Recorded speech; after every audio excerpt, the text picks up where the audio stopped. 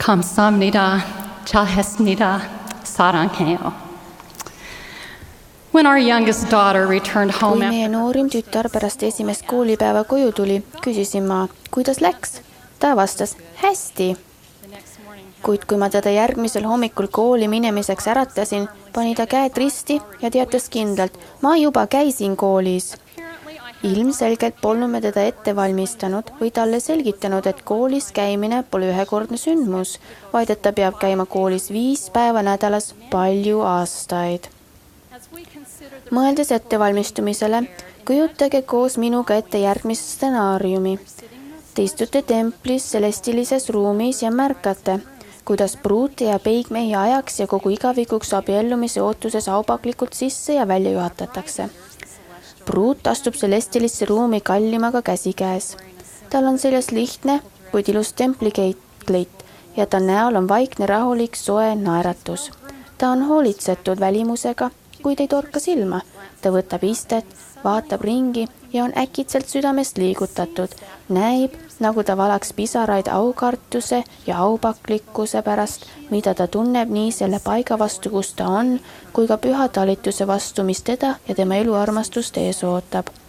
Ta näib oma käitumisviisiga ütlevat, ma olen nii tänulik, et saan täna issanda kojas olla, valmis alustama igavest teekonda armastatud igavese kaaslase kõrval.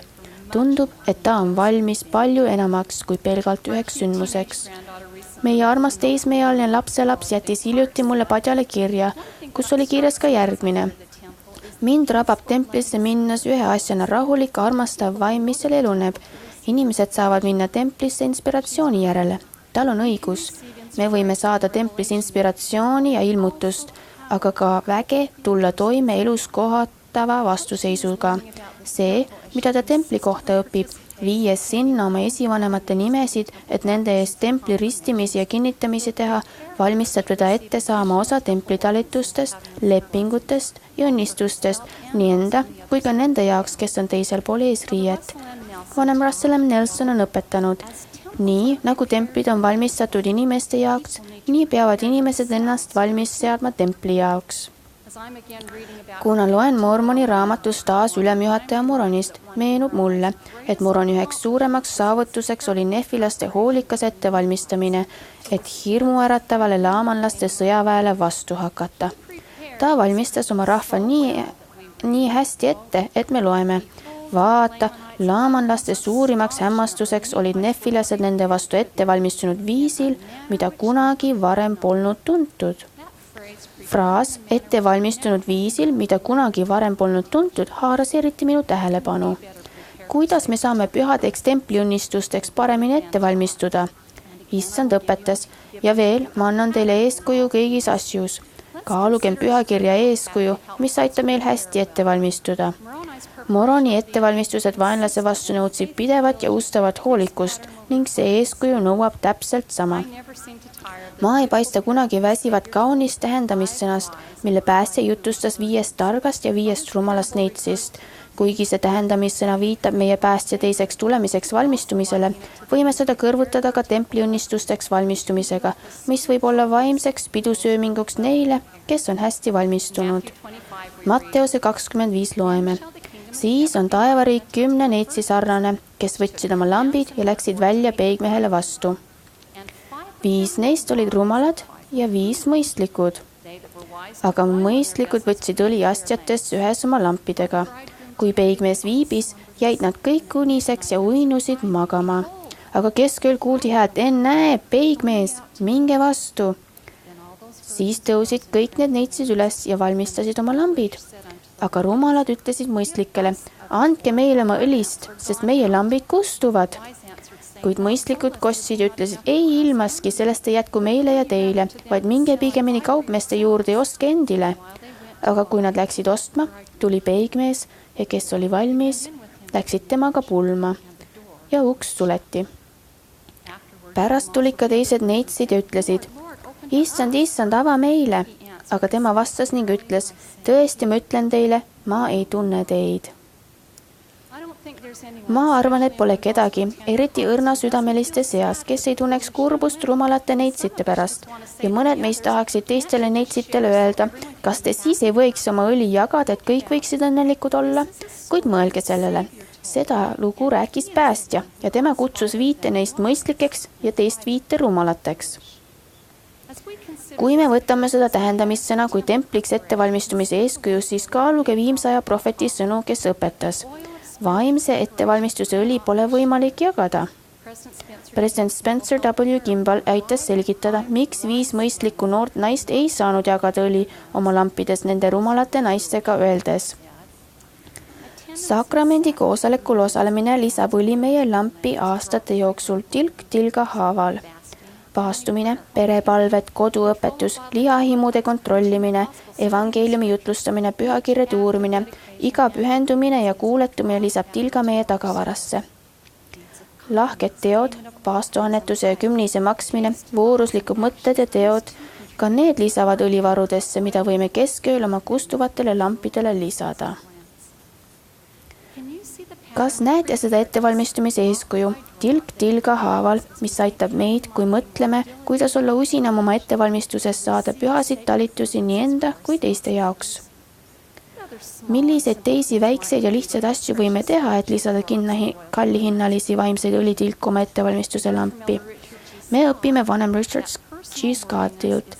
Isiklik väärilisus on oluline nõue, et templiunnistustest osa saada. Vääriline loomus saavutatakse elukestvate järjepidevate õigete valikute läbi, mis keskenduvad õpetaja õpetustele. Mulle meeldib sõna järjepidev. Järjepidev olla tähendab olla kindel, kõigutamatu ja usaldusväärne. Milline imeline kirjeldus väärilisuse põhimõttele. Meile meenutatakse Piibli sõnaraamatus, et pühaduselt saab templiga kõrvutada vaid kodu. Kas meie kodu või korter vastab sellele kirjeldusele? Meie koju tuli hiljuti külla üks armas noor naine meie kogudusest. Teades, et tema vend oli just missioonilt naasnud, küsisime temalt, mis tunne on, kui vend jälle kodus on. Ta ütles, et see on tore, kuid et vend palub aeg-ajalt muusikat vaiksemaks keerata. Noor naine ütles, et see polnud isegi halb muusika. Meile võib kasuks tulla, kui me sellistele asjadele tähelepanu pöörame ja teeme kindlaks, et meie kodu on koht, kus me võime tunda vaimu. Kui me teeme oma kodus koha, kus vaim on teretulnud, oleme ette valmistunud tundma end rohkem kodus, kui siseneme issanda kotta. Kui valmistume vääriliselt templisse minema ja oleme ustavad templilepingutele, õnnistab issand meid rohkete õnnistustega. Mu hea sõber Bonnie Oscarson pööras hiljuti ühe pühakirjasalmi pahupidi, kui ütles, kus nõutakse palju, seal antakse veel enam. Olen sellega täiesti nõus. Kuna me tuleme templisse igaveste õnnistuste järele, ei peaks meile olema üllatuseks, et nende õnnistuste väärilisus nõuab kõrgemaid käitumisnorme. Vanem Nelson on õpetanud. Kuna tempel on issanda koda, on tema kehtestanud sissepääsunormid. Templisse mineja on tema külaline. Templi soovituse olemasolu on hindamatu privileeg ja käega katsutav märk Jumalale ja tema prohvetitele kuuletumisest. Maailmatasemel sportlased ja ülikooli doktorandid veedavad pikki tunde ja päevi ja nädalaid ja kuid ning isegi aastaid ettevalmistudes. Selleks, et olla esirinnas, nõutakse neilt igapäevaseid ettevalmistuse õlitilku. Nõnda samuti ka neilt, kes soovivad olla ülenduse väärilised celestilises kuningriigis, oodatakse elust kõrgemate kuulekusnormide järgimist, mis tuleb kui päev päeva järel ja tilk tilga haaval harjutatakse kuulekuse voorust. Kui me järjepidevalt ja usinalt oma vaimsetesse lampidesse tilk tilga haaval õli lisame, tehes neid väikseid ja lihtsaid asju, hoiame oma lambid hämmastama ettevalmistusega korras ja põlevatena. Minu abikaasa, kes on vaiejuhataja, märkis hiljuti, et näeb peaaegu alati, kui keegi on valmis ja vääriline templisse minema, kuna nad panevad terve toa särama, kui tulevad templi soovituse vestlusele. Kirtlandi templi pühitsuspalves palus prohvet Joseph Smith issandalt, et kõik inimesed, kes astuvad üle issanda koja läve, võiksid tunda sinu väge, et nad võiksid üles kasvada sinus ja saada püha vaimu täiuse ning olla ettevalmistatud iga vajaliku asja omandamiseks. Minu palve on, et templis käimine oleks meie jaoks midagi palju enamat kui ühekordne sündmus. valmistugem tilk tilga haaval saama vääriliselt päästvaid talitusi ja pidama kogu südamest kinni nendega seotud lepingutest. Ma tean, et kui me seda teeme, väärime oma kodus ja isiklikus elus meile lubatud püha vaimu täiuse ja issanda väe õnnistusi. Jeesuse Kristuse nimel, aamen.